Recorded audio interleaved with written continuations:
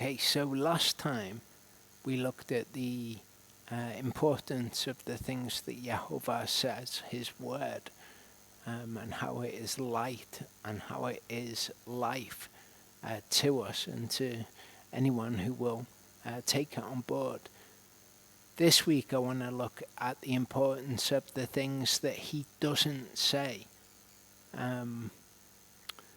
Now, there are many things in Scripture that kind of get a cursory mention, but Yehovah doesn't fill in all of the details for. And they're the sorts of things that I'm talking about. If Yehovah doesn't give us any information on a particular subject, that is because de facto it is unimportant. It's not important at all to us. In fact, it might be important that we don't know that information. So we need to kind of quell that desire within us for information about things which he doesn't give us any information on. It becomes kind of a preoccupation for some people to kind of fill in the blanks of Scripture, kind of look into areas that aren't detailed exactly for us. So as I say, at the least it's unimportant, and it might actually be important that we don't have that information, otherwise Yehovah would have given it to us. The verse which kind of nails this idea is Deuteronomy 29:29. The secret matters belong to Yehovah our Elohim, but what is revealed belongs to us and to our children forever, to do all the words of this Torah. Okay, so what he reveals is what is important to us. And we'll get into that a little bit more. So this, it's not an injunction against curiosity. Curiosity is how we naturally encounter such topics. So I want to acknowledge that that's naturally, when we hear of something, we're not given any details, that's kind of naturally how we encounter those things. We want more information, but I think it's good for us to recognize the limitations that Yehovah puts upon us by what he constrains within his word. In other words, if he doesn't give us any information on it, that is an intentional thing. It's a limitation, in fact, that he has put upon us. So when we think, it would be good to know about X, Y, Z, we should recognize that instinct is probably wrong. That not as in it's wicked, as in it's probably wrong that it would be good for us to know whatever it is. He gives us everything that we need within his word. One topic, as an example, that he doesn't give us any detail on is what we see in Genesis 6 verse 4, the word Nephilim. Okay, it's probably from the verb root Nephal, which is to fall. Nephal means various things, in fact. But this word we're not given any detail on. It's mentioned in Numbers 13, verse 31, I believe. That's the only other time that it's mentioned in the Bible. If Yehovah wanted us to know more information about this, he could have told us more information. But the people who become preoccupied with these things which are not in the word, as if they crave more information about them, we'll look to other texts like the Book of Enoch, which talks about the Nephilim, probably written by somebody who was similarly preoccupied with what was written in Genesis. Who are these Nephilim? And we see that that's kind of fleshed out a bit in the Book of Enoch. Some people may well think that the Book of Enoch is inspired. People who've been watching the channel for a while will know that I've looked at that topic. If people are interested in it, I would suggest this video, The Mysterious Book of Enoch. You see there that it is 6 hours long. So it's quite an in-depth study about Enoch. You might well think, well, didn't Yeshua quote from the Book of Enoch, and didn't Moses talk about things that were only mentioned in the Book of Enoch? I look at all of that within this video, but these are the sorts of places that people end up at when they desire that information that Yehovah doesn't give us, instead of saying, well, if it was important, Yehovah would have given us that information. They end up going to places like this. And one thing that I will point out to you that is useful for you to acknowledge and think about the things that you do in your life. Don't treat videos on these sorts of subjects like entertainment. People love videos about Enoch, or about this prophecy is being fulfilled in this thing that's happening in the world, or whatever. People like things that are tangentially associated with the Bible. They, I imagine, feel like they are studying the Bible by looking at things which profess to pertain to be about, or profess to pertain to the Scriptures. Those things are not related to the Scriptures. There's an association there. They might mention the Scriptures, but actually they don't teach you about the Scriptures themselves. And as we'll see as we go through this, those things are actually harmful. You actively want to avoid those things, because they are a means by which you will be led astray from the simple truth that is found in the Scriptures. You start making things kind of extravagant where extravagance doesn't exist.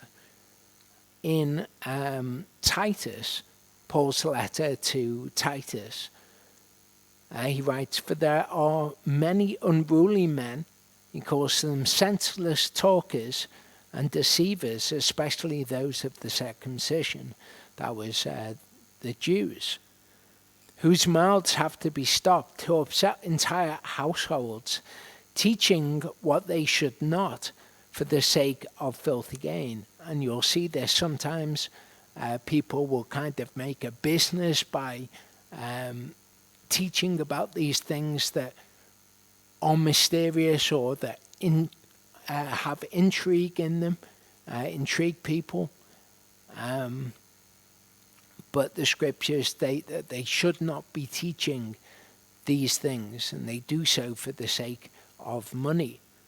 One of them, a prophet of their own, said, "Cretans are always liars, evil beasts, lazy gluttons. This witness is true. Therefore, rebuke them sharply in order for them to be sound in the belief." And Paul's letter to Titus, Titus was a shepherd of a flock, so this is what Paul is instructing this man in, how he should teach others. Rebuke the people who go after this sort of thing sharply, because, as I say, these things are harmful. They're not just harmless things that you can just take in as entertainment and not be affected by. They will affect you, and they are means by which you will be led astray. You might not start being led astray from the scriptures, but that is very much the place that you may end up. Not paying attention to Jewish fables and the commands of men who turn from the truth. And one reason that it's really harmful is they mix in myth and fables with the truth. You've got on the one hand something that is true, something that will bring light and life to your life, something that will put you in right standing before Elohim. And when you take myth and fable and things that aren't true or might be true but you don't really know, and you mix them in with the truth, what you're doing is you are lightly esteeming the word of Elohim. You're treating it as if it is actually of little account. And you'll notice with all of these things that actually non-believers cherish them. They think that these things are brilliant. You can speak to somebody secular about the book of Enoch, and it was banned from the Bible and all these other things. And people kind of know about the book of Enoch and they are interested in those things, or like end times prophecy. People who are of the world will be interested in them, whereas they will not actually be interested in the scriptures that will profit them, things that are light and life to them. As we saw last time, they're in darkness and they won't come to the light lest their deeds be reproved. That's a good way to know that these things are not light, because those of the darkness are also fascinated by them. In 2 Peter 1:3-4, it says, "As his divine power has given to us all we need for life and reverence." How? Through the knowledge of him who called us to glory and uprightness. So he has given us, by his divine power, through his word, he's given us all that we need for life and for reverence. Once you start straying outside to other things, like taking them in as entertainment and thinking that they will instruct you in the word, you start to be led astray, and you start to be open to things which are nonsense, that have nothing to do with the truth, nothing to do with the light and life of the word. Verse 4 says, "Through these there have been given to us exceedingly great and precious promises." That is through the knowledge of him who called us to glory and uprightness. These things that we need for life and reverence. Through them we've received great and precious promises. So that through these, again, you might be partakers of the divine nature, having escaped from the corruption in the world caused by lust. So the scripture gives us everything that we need. When you think that you need something beyond that, that is falsity. That's not true.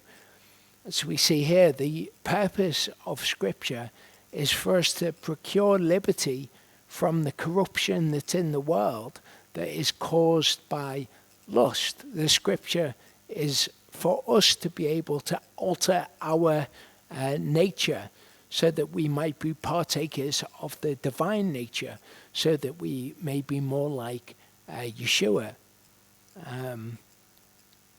That's what the word is for. Things that don't instruct you in that aren't to do with what the word is trying to instruct you in. So don't be led astray into thinking that they are, just because they're kind of tangentially related to the scriptures. Jeremiah 9:23-24 speaks about this. It says, "Thus said Yehovah, let not the wise boast in his wisdom, let not the mighty boast in his might, nor let the rich boast in his riches. But let him who boasts boast of this, that he understands and knows me, that I am Yehovah, doing kindness, justice, and righteousness in the earth. For in these I delight, declares Yehovah. And the word gives us everything that we need for life and reverence so that we can be partakers of this divine nature. This is what the word is for. It's not for all these things that people like to associate with it. The word is food for us. It's good for us. It's nourishment. It is that by which we procure for ourselves light and life. In Hebrews 13 verse 9 it says, "Do not be borne about by various and strange teachings, for it is good for the heart to be established by favor or grace, not with foods which have not profited those who have become occupied by them." As I say, people become preoccupied by these sorts of subjects, but they do not profit the people who are preoccupied by them. Often they are very much to their detriment. In fact, that they've become occupied by these subjects. Rather, it's good to be established by favor, by grace. And how do we do that? We become partakers of the divine nature so that Yehovah would look favorably upon us. You get subjects like the gap theory, the pre-Adamic race. People get caught up in ideas of what's this new temple that's going to be built in Jerusalem.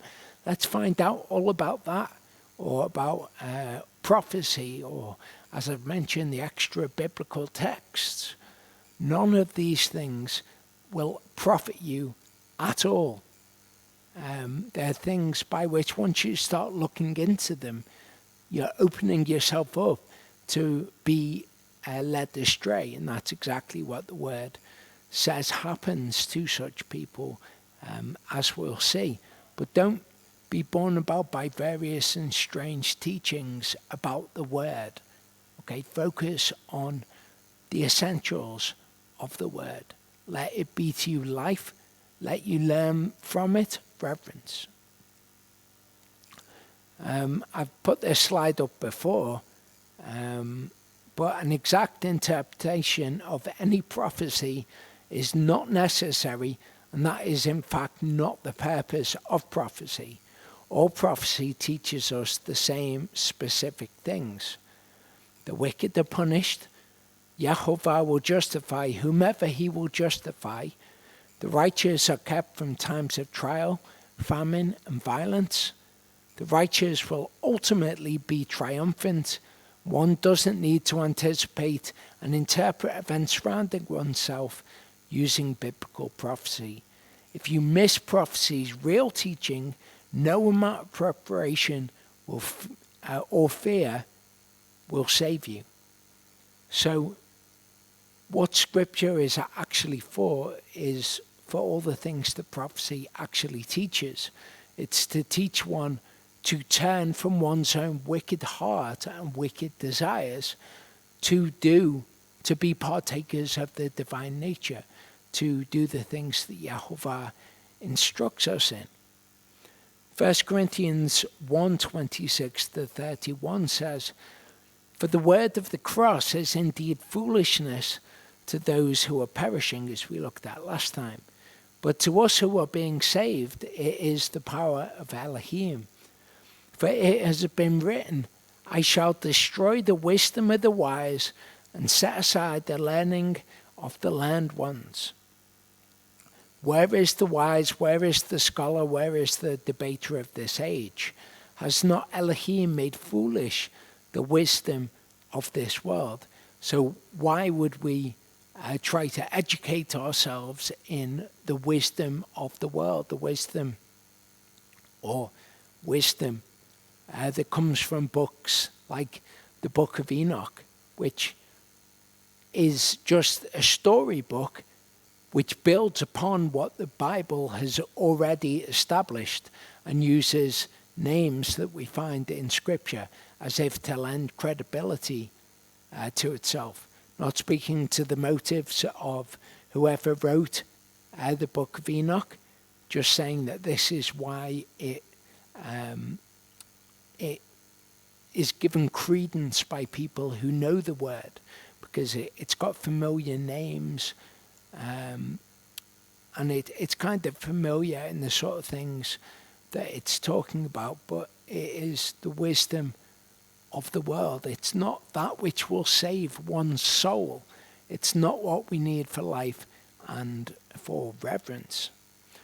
For since in the wisdom of Elohim, the world through wisdom did not know Elohim, it pleased Elohim through the foolishness of preaching to save those who believe. Because Elohim doesn't need, the wise of the world. He doesn't need the scholars of the world, those who can debate.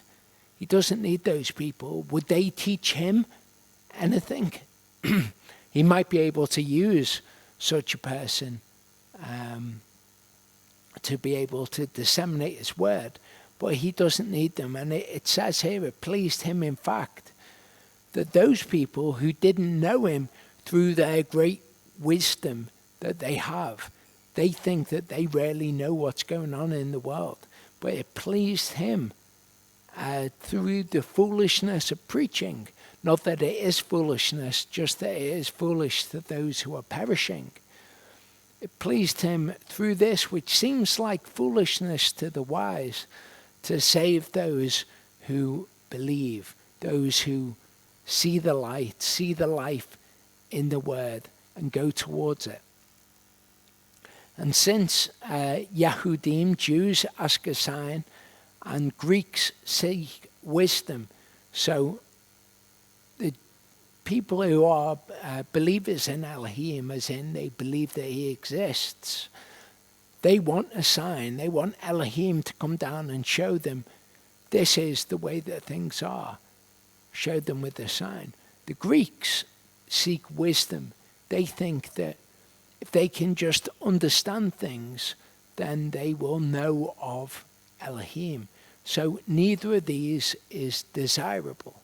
We shouldn't be those who are seeking a sign from Elohim, like, if Elohim wanted me to do something, he would come down and tell me himself. And we shouldn't be like the Greeks who seek wisdom. We should be those who are of belief. Again, those who recognize the light and the life in the word, that it is all that we need for life and reverence, and who believe it because of that. Yet we proclaim Messiah crucified, to the Jews a stumbling block, and to the Greeks foolishness. Okay, but to us who believe, Messiah crucified is great wisdom, wisdom from above. But to those who are called, both Jews and Greeks, Messiah, the power of Elohim and the wisdom of Elohim. For the foolishness of Elohim is wiser than men, and the weakness of Elohim is stronger than men. For look at your calling, brothers, that there were not many wise according to the flesh, not many mighty, not many noble. But Elohim has chosen the foolish matters of the world to put to shame the wise, and Elohim has chosen the weak of the world to put to shame the strong. If you're seeking wisdom that is outside of the scriptures, it is entirely unnecessary. As I say, it's actually harmful to you to be looking for some kind of instruction or some kind of wisdom that is outside of the word, because it's not recognizing the true value actually that is within the word. It is looking outside, looking to the world for further instruction, further knowledge, further wisdom. And Elohim has chosen the lowborn of the world and the despised and the ones that are not, that he might bring to naught the ones that are, so that no flesh should boast in his presence. And of him you are in Messiah Yeshua, who became for us wisdom from Elohim, righteousness also, and set apartness or holiness and redemption. So for those who truly recognize what the word is, who Messiah is, what is given to them by the word, they don't need the wisdom that comes from outside of that.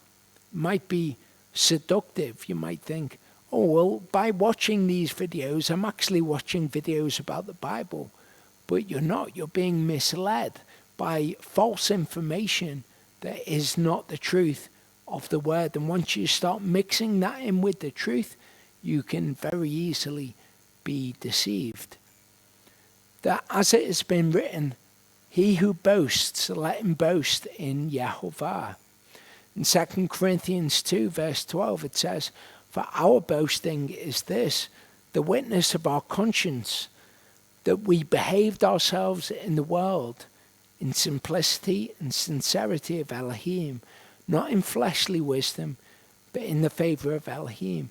This is where there is true value. Okay, this is what we can boast in, that we have behaved ourselves in simplicity and in sincerity, that we have done the simple things in the Torah, that we have loved one another, that we have shown one another kindness and compassion.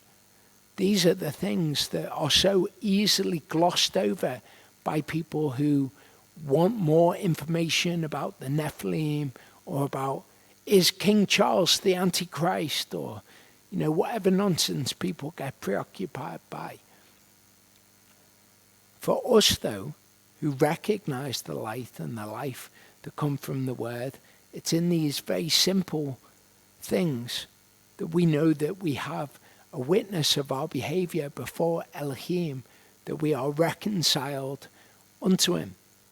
Those things may not seem like foolishness to people who go after these other sources of information, but they don't seem as interesting, as intriguing as these other matters. In 2 Corinthians 10, it says, for we do not presume to count ourselves or compare ourselves with those who commend themselves, but they measuring themselves by themselves, comparing themselves among themselves, are not wise. For we shall not boast beyond measure, but within the measure of the limits Elohim assigned unto us, to reach even to you. And as I mentioned before, what Elohim doesn't say in this word is one of those limits. For we are not overextending ourselves as if we did not reach to you, for we also came to you with the good news of the Messiah. Okay, and that word, huper egteno, to extend beyond the prescribed bounds, stretch out beyond measure, stretch out over much, it says, is how Blue Letter Bible understands that word is used in Scripture. In the Strong's definition, it says to extend inordinately or stretch beyond. So when it's talking about the measure of the limits Elohim assigned to us, what Paul is saying is we don't go beyond that as if we were not able to reach you.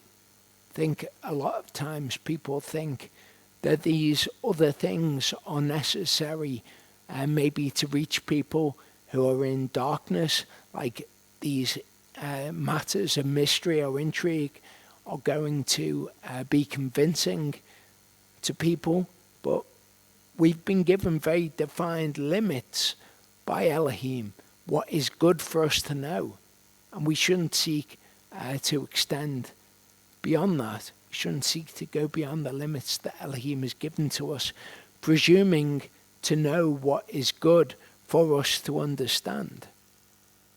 Verse 15 says, not boasting beyond measure in the labors of others, but having an expectation that as your belief grows, we shall be greatly enlarged by you according to our limits. And the Greek word for limits there is talking about the boundaries which Elohim has set. It's all in the context of verse 13 there.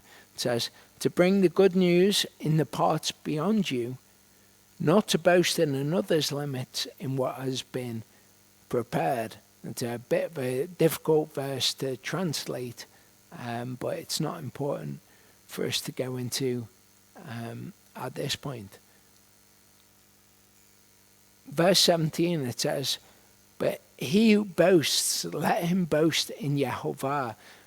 For not he who commends himself is approved, but he whom the master commends. So what is important for us is to learn how we will be commended by Yehovah, to take on board those things which are light and life to us. And an important part of this is what Paul details. We also came to you with the good news of the Messiah, those things which are foolishness to those who are perishing. And he mentions the good news, the gospel, again in verse 16. So these are things in which there is real worth. If you think, well, I know the gospel, I know the good news, and now I want something more, then that is an unhealthy preoccupation with things that Yehovah doesn't deign to tell us about. 2 Corinthians 2:12-13. For our boasting is this, the witness of our conscience, that we behaved ourselves in the world in simplicity and sincerity of Elohim, not in fleshly wisdom, but in the favor of Elohim, and much more toward you. So that encompasses the gospel in the favor or in the grace of Elohim. Our boast is that we know Elohim, we know his righteousness, we know his justice, and we've behaved ourselves in a way that's acceptable to him. For we are not writing any other matters to you than what you recognize and know. It could be recognize and know well. Those words, anagnosko and epignosko. Anagnosko can mean to read, but really it's talking about one's knowledge of something. And epignosko is like an all-encompassing knowledge. So know well would be a good translation there. So we're not writing any other matters to you, just that which is established in the word. We don't go to the wisdom of the world. We don't go for fleshly wisdom. We instead establish ourselves in the favor of Elohim, in the gospel, and in those things in which we can act in the simplicity and sincerity of Elohim, those things which are good for us. We don't go beyond that. As Paul says here, we're not writing any other matters to you. Acts 20:29-32 says, for I know this, that after my departure, savage wolves shall come in among you, not sparing the flock. Also from among yourselves men shall arise, speaking distorted teachings to draw away the disciples after themselves.